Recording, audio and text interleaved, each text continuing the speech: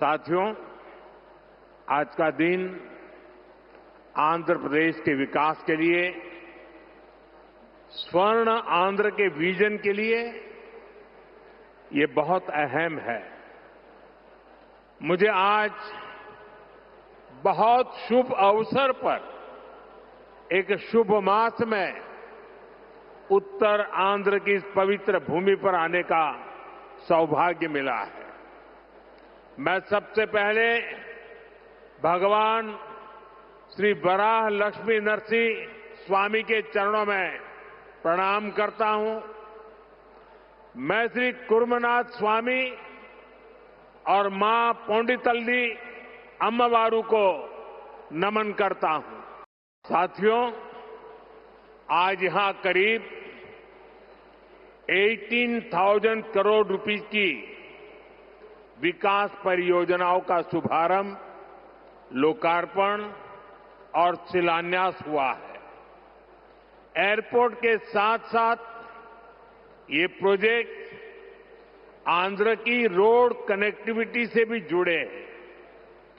इनमें energy security से जुड़े प्रोजेक्ट भी हैं। ये विकास कार्य इस बात के प्रतीक है कि इस समय आंध्र किस स्पीड से आगे बढ़ रहा है।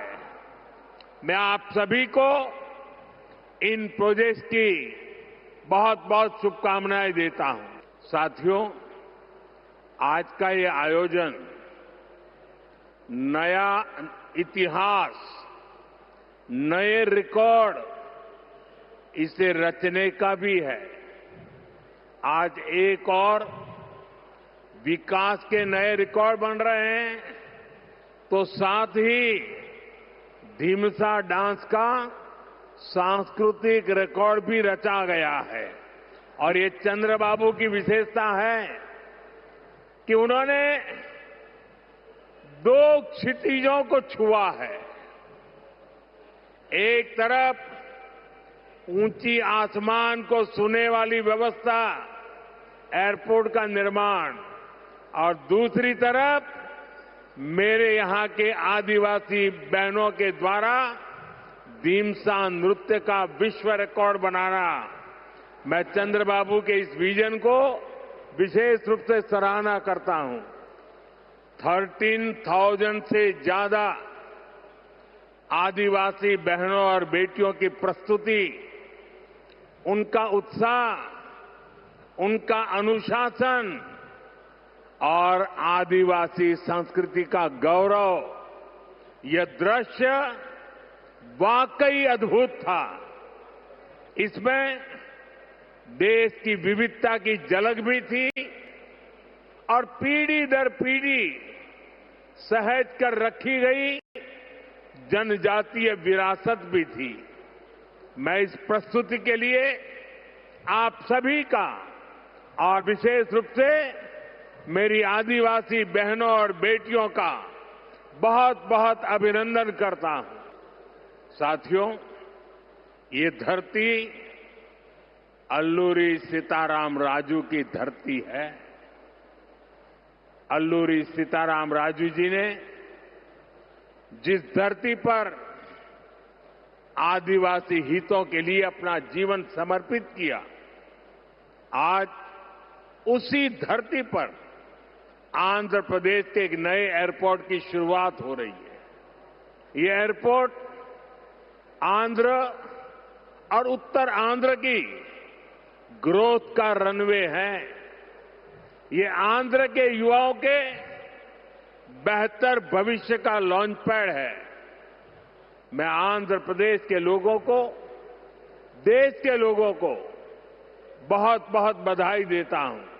साथियों, पहले जब एयरपोर्ट बनते थे तो एयरपोर्ट के नाम एक ही परिवार के नाम पर चढ़ जाते थे।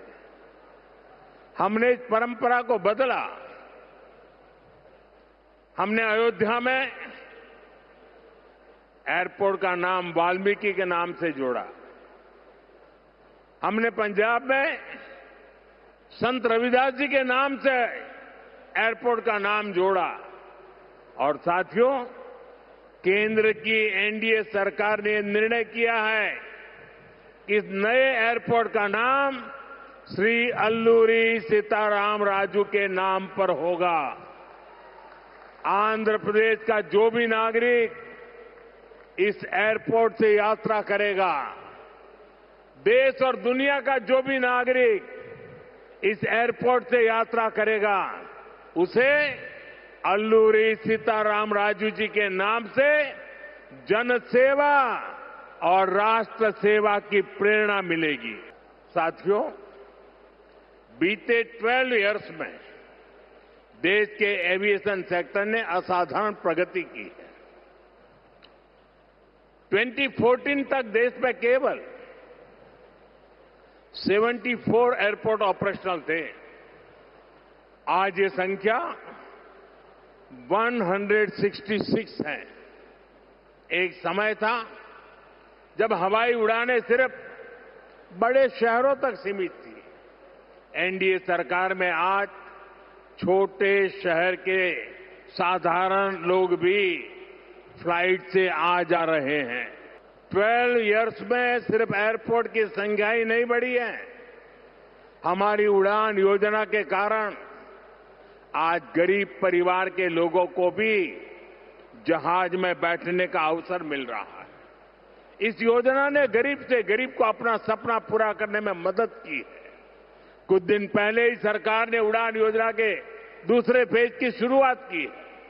इस पर भी 29,000 करोड़ रुपीस खर्च किए जाएंगे।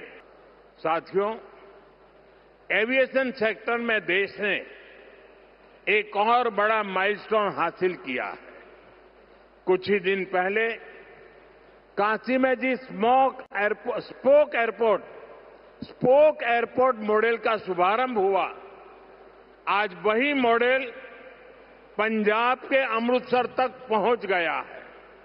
इससे अमृतसर से 25 से ज्यादा इंटरनेशनल डेस्टिनेशन जुड़ जाएंगे। मैं इस उपलब्धि के लिए आंध्र की इस धरती से पंजाब के लोगों को भी बधाई देता हूं। साथियों, हमारे आंध्र प्रदेश के पास हमेशा से विकसित भारत का ग्रोथ इंजन बनने का सामर्थ्य रहा है। आंध्र प्रदेश के विकास के लिए हमारे प्रयास डबल इंजन की स्पीड से आगे बढ़े।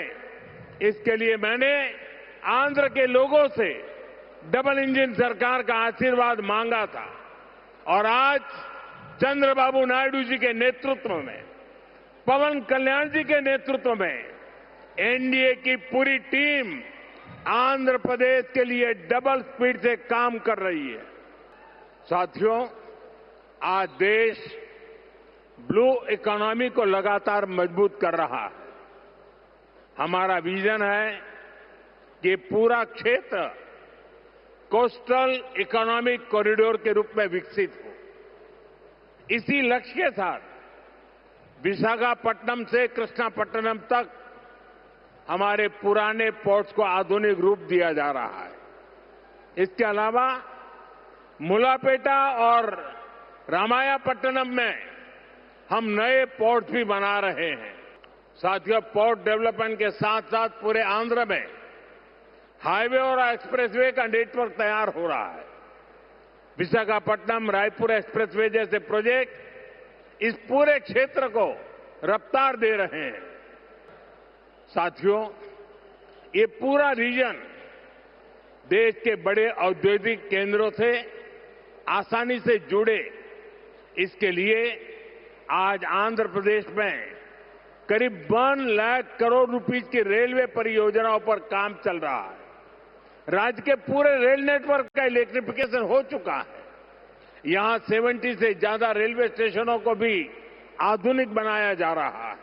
साथियों, आज इस क्षेत्र के विकास में पीएम गति शक्ति नेशनल मास्टर प्लान भी बड़ी भूमिका निभा रहा है। पीएम गति शक्ति के माध्यम से इस पूरे क्षेत्र में रेल, पोर्ट और एयरपोर्ट को एक साथ जोड़ा जा रहा है।